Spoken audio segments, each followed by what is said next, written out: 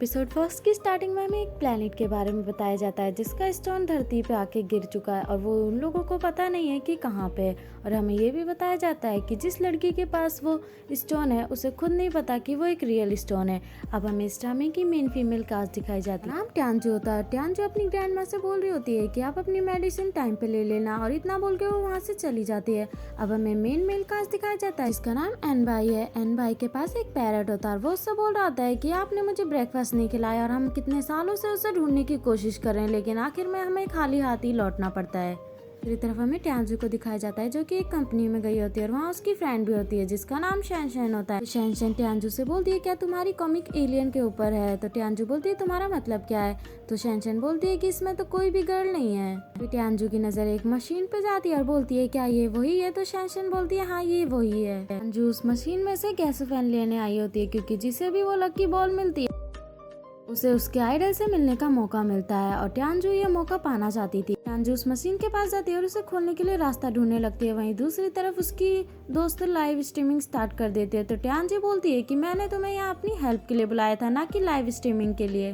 शैनशैन उसकी बात का रिप्लाई नहीं देती और उसे बिल्कुल इग्नोर करके अपनी लाइव स्ट्रीमिंग पर फोकस करने लगती है। तभी ट्यानजू अपने लिए रास्ता ढूंढने लगती है कि वो उस मशीन को कैसे खोले। दूसरी तरफ शैनशैन अपनी लाइव स्ट्रीमिंग में बोलती है कि ये यहाँ पे मिशन कंप्लीट करने आई है जिससे ये अपने आइडल से मिल सके। तभी ट्यानजू बोलती है क्या तुम मेरा मजाक उड़ा रही हो अपनी लाइव स्ट्रीमिंग में? तो शैनशैन बोलती है कि ऐसा बिल्कुल भी नहीं है। तो ट्यानजू बोलती है तो तुम्हारी लाइव स्ट्रीमिंग हो गई है तो तुम मेरी हेल्प करोगी आके? अभी वहाँ अचानक से अलार्म बज जाता है तो दो गार्ड उस रूम की तरफ जाने लगते हैं। वहीं दूसरी तरफ ट्यानजू और शैनशैन बॉल को ढूंढ रहे होते हैं, लेकिन वो अलार्म सुनते ही छुप जाते हैं। इतने में ट्यानजू को वो बॉल मिल जाती है और वो वहाँ से जाने की कोशिश करते हैं, लेकिन तभी ट्यानजू का हाथ उस मशीन में फंस जाता है। तो ट्यानजू वहीं छुप जाती है लेकिन शैनशैन वहाँ से चली जाती है। दूसरी तरफ हमें बहुत से लोग दिखाए जाते हैं जो इसी मशीन के पास आ रहे थे वो बॉल ढूंढने के लिए, जिससे वो भी अपने आइडल से मिलने का मौका पा सके। उन सबको एनबाई देख रहा होता है। तभी उसे सिग्नल मिलता है दूसरे एलियन का जो कि बहुत बुरा एलियन होता है। एनबाई का एक प्यारा सा पैरट बोलता है कि हम 12 सालों से उसे ढूंढ रहे हैं लेकिन हम हमेशा खाली हाथ ही लौट जाते हैं, तुम उसे इस बार ढूंढ पाओगे? वहीं दूसरी तरफ हमें ट्यानजू को दिखाया जाता है जो इधर उधर देख रही होती है। तभी वहाँ दो गार्ड आते हैं और उससे बोलते हैं कि अभी तो शो स्टार्ट ही हुआ है, तुम यहाँ पहले कैसे आ गई? इतने में हमें एनबाई को दिखाया जाता है जो कि वहाँ पे सारे लोगों को पोज कर देता है, लेकिन एक लड़का और ट्यानजू बिल्कुल पोज नहीं होते। तो वो लड़का बोलता है कि लगता है उसे पता चल गया कि मैं यहाँ पे हूँ। दूसरी तरफ ट्यानजू सबको देखने लगती है और अपने मन में बोलती है कि सबको क्या हो गया। इतने में वहाँ एनबाई आता है और सबकी तरफ देखने लगता है। तभी ट्यानजू से बोलती है कि मिस्टर क्या तुम मेरी मदद कर सकते हो? ट्यानजू की आवाज सुन के एनबाई अपनी जगह पे रुक जाता है। तो ट्यानजू बोलती है क्या तुम मेरी मदद कर सकते हो यहाँ से निकलने में? एनबाई का पैरट बोलता है कहीं ये स्टार C019 है? तो एनबाई बोलता है ये एक लड़की है। तभी एनबाई का पैरट एक मशीन पे जाके बैठ जाता है और बोलता है कहीं ये फीमेल में तो नहीं बदल गया है।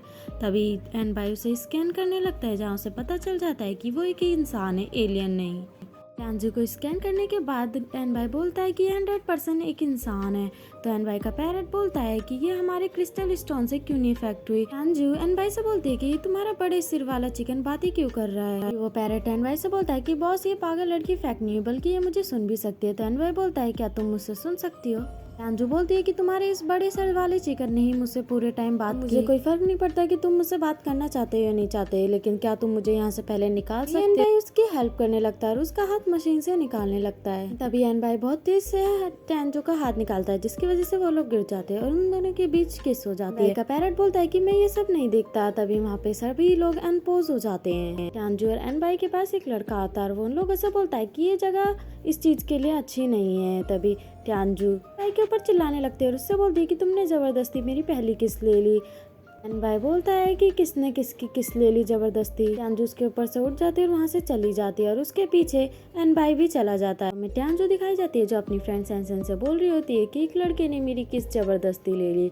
तो शैनशैन बोलती है कि कांग्रेचुलेशन, तुम्हारी फर्स्ट किस तो चली गई, वो भी फ्री में। हमें ट्यानजू अपने घर में दिखाई जाती है जहाँ पे वो गैसोफोन देख रही होती है और बोल रही होती है कि फाइनली मुझे तुमसे मिलने का मौका मिल ही गया। दूसरी तरफ हमें एनबाई दिखाया जाता है जिसका बॉस उससे बोल रहा होता है कि तुम 12 सालों से उसे पकड़ने की कोशिश कर रहे हो लेकिन तुम पकड़ ही नहीं पा रहे हो। लगता है इसमें मेरी गलती है जो मैंने तुम्हें यहाँ भेज दिया। क्या वो एलियन तुमसे ज्यादा पावरफुल है जो तुम उसे पकड़ नहीं पा रहे हो? एन भाई बोलता है कि मैं इस बार उसे पकड़ ही लूंगा। अब हमें ट्यानजू की आंटी दिखाई जाती है, जहाँ ट्यानजू उससे बोल रही होती है क्या मैं ये सब करने के बाद अपने पेरेंट्स से मिलने जा सकती है। तो उसकी आंटी बोलती है कि ये सब करने के बाद तुम्हें जहाँ जाना है तुम जा सकते हो। अब हमें ट्यानजू दिखाई जाती है जो अपने पेरेंट्स के पास आई होती है। ट्यानजू के पेरेंट्स मर चुके होते हैं, तो ट्यानजू उनकी फोटो से बात कर रही होती है और उन्हें बता रही होती है कि आज एक अजीब से लड़के ने मेरी पहली किस ली। एन भाई के बारे में उल्टा सीधा बोलने लगती है। अब हमें एन भाई दिखाई जाता है जिसे ट्यानजू की आवाज आ रही होती है। ट्यानजू अपने पेरेंट्स से बोलता है क्या तुमने सुना कि कोई बात कर रहा है। एन भाई का पैरट बोलता है कि मैंने किसी की आवाज़ नहीं सुनी। तो एन भाई बोलते हैं क्या तुम श्योर हो कि तुमने किसी की आवाज़ नहीं सुनी। तो एन भाई का पैरट बोलता है कि मैं बिल्कुल श्योर हूँ कि मैंने किसी की आवाज़ नहीं सुनी। लेकिन एन भाई को अभी भी ट्यानजू की आवाज़ आ रही होती है। तभी एन भाई बोलता है कि कौन है। तो ट्यानजू उसकी आवाज़ सुन के डर जाती है और बोलती है कि तुम कौन हो, और वो इधर उधर ढूंढने लगती है। इधर उधर ढूंढने के बाद ट्यानजू बोलती है कि शैन शैन सही कह रही थी कि मैं हेलुसिनेटिंग ज़्यादा करने लगी हूँ। तो ट्यानजू बोलने लगती है हे हरमन तुम कौन हो, मुझे डराओ मत, और ये कौन बातें कर रहा है। तभी एन भाई बोलता है कि तुम कौन हो। तो ट्यानजू उसकी आवाज़ सुन के डरने लगती है और बोलती है कि तुम्हें मुझे प्रोटेक्ट करना चाहिए। ट्यानजू एन भाई से बोलती है कि तुम कौन हो और तुम कहाँ हो और तुम मेरे घर में क्यों छुपे हो, बाहर निकलो, मुझे तुम्हें बताने दो कि मैं ट्यानजू और मैं गोर और गोश्त पे बिलीव नहीं करती, तो तुम मुझे डरा नहीं सकते। जो बोलती है कि मेरा घर है, यहाँ 10 सालों से कोई भी नहीं आया रहने के लिए, क्या तुम इंसान हो या फिर कोई भूत हो। भाई बोलता है वेट, ये आवाज़ तो मुझे सुनी सुनाई सी लग रही है। ट्यानजू बोलती है क्या। तभी एन भाई अपनी वॉच में कैमरा ऑन करता है जहाँ पे उसे ट्यानजू दिखाई देती है। तो एन भाई बोलता है कि तुम हो। ट्यानजू बोलती है कि तुम्हारा मतलब क्या है, अगर मैं हूँ तो क्या, तुम मुझसे क्या चाहते हो। तो ये एन भाई बोलता है कि वहीं पे रहना, वहाँ से कहीं भी मत जाना, मैं वहीं पे आ रहा हूँ। ट्यानजू को दिखाया जाता है जो वहाँ से डर के भाग के आ चुके थे और वो पुलिस को फोन करके बोलती है कि मैं बहुत ज्यादा प्रॉब्लम में फंस चुकी हूँ, और फोन पे ये एन भाई होता है। तो ट्यानजू बोलती है कि तुम बोलता है कि वहीं पे रहना, वहाँ से कहीं मत जाना। लेकिन ट्यानजू उसकी बात नहीं सुनती और वो और ज़्यादा डर जाती है और वहाँ से भागने लगती है। बोलती है कि मैं यहाँ पे वेट क्यों करूँ जब मुझे पता है कि मेरे पीछे भूत आ रहा है। तो एन भाई बोलता है कि मैं भूत नहीं हूँ। तो ट्यानजू बोलती है तो तुम कौन हो और मैं तुम्हारी आवाज़ क्यों सुन पा रही हूँ, तुम मुझे फॉलो क्यों कर रहे हो जब मैं तुम्हें जानती नहीं हूँ। और ट्यानजू बहुत ज़्यादा डर जाती है जिसकी वजह से वो ब्रेकर पे ध्यान नहीं देती और उसकी स्कूटी स्लिप हो जाती है और वो वहीं पे बेहोश हो जाती है।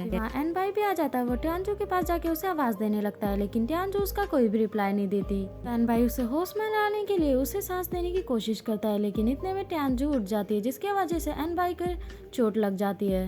ट्यानजू बोलती है क्या तुमने मुझे बचाया। तो एन भाई बोलता है और तुम्हें क्या लग सकता है। अब हमें ट्यानजू के अंकल आंटी दिखाए जाते हैं जहाँ पे ट्यानजू के अंकल बोल रहे होते हैं कि ट्यानजू और उसकी ग्रैंडमा को यहाँ से निकालो अगर तुम मुझसे शादी करना चाहते हो, क्योंकि मैं उन्हें नहीं झेल सकता। ट्यानजू की ग्रैंडमा आ जाती है और बोलती है कि ट्यानजू अभी तक घर नहीं आए। तो ट्यानजू की आंट बोलती है कि वो अपने पेरेंट्स को देखने गई थी, वो बोल रही थी कि वो जल्दी आ जाएगी। एन भाई दिखाया जाता है जो ट्यानजू से बोल रहा था कि तुम यहाँ पे बेहोश क्यों हो गई। ट्यानजू बोलती है कि मैंने ब्रेकर नहीं देखा और मैं गिर गई, लेकिन मैं ये बोल सकती हूँ कि मैं गिरने की वजह से बेहोश नहीं हुई। मैं बेहोश हुई मेरे पीछे एक गोश्त आ रहा था जिससे बचने के लिए मैं भाग रही थी, तो मैंने ज्यादा रोड पे ध्यान नहीं दिया। तो एन भाई बोलता है कि वो मैं हूँ, कोई गोश्त नहीं।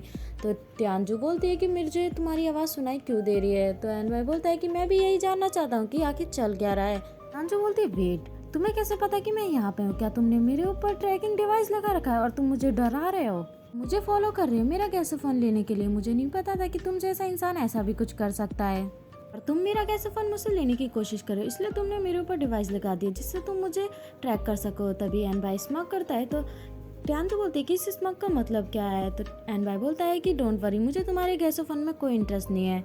एन भाई बोलता है कि मेरे पास एक तरीका है ये पता लगाने का कि आखिर चल क्या रहा है। ट्यानजू बोलती है क्या तरीका। तो एन भाई बोलता है कि मेरी आंखों में देखो। तो ट्यानजू उसकी आंखों में देखने लगती है। एन भाई उसे हिप्नोटाइज करता है और उससे बोलता है कि मुझे बताओ कि तुम कौन हो और हम एक दूसरे की आवाज क्यों सुन पा रहे हैं। ट्यानजू बोलती है वेट, तुम सिर्फ मेरा गैसोफोन लेना नहीं चाहते बल्कि तुमने कॉन्टेक्ट लेंस भी लगा रखे हैं, और वो भी तुमने पर्पल कलर के, जो कि कितने डिस्कस्टिंग लग रहे हैं। मैं तुम्हें बता दूं कि इस बार तुमने गलत इंसान से पंगा लिया है। तो एन भाई बोलता है क्या तुम ये कहना चाहती हो कि मैं तुम में इंटरेस्टेड हूँ। तो ट्यानजू बोलती है हाँ बिल्कुल। तो एन भाई बोलता है कि तुम सही बोल रही हो, मैं तुम पे इंटरेस्टेड हूँ, तो तुम्हें मेरे साथ आना हो। हमारा ये पार्ट खत्म हो जाता है, तो मिलते हैं नेक्स्ट पार्ट में, जब तक के लिए बाय।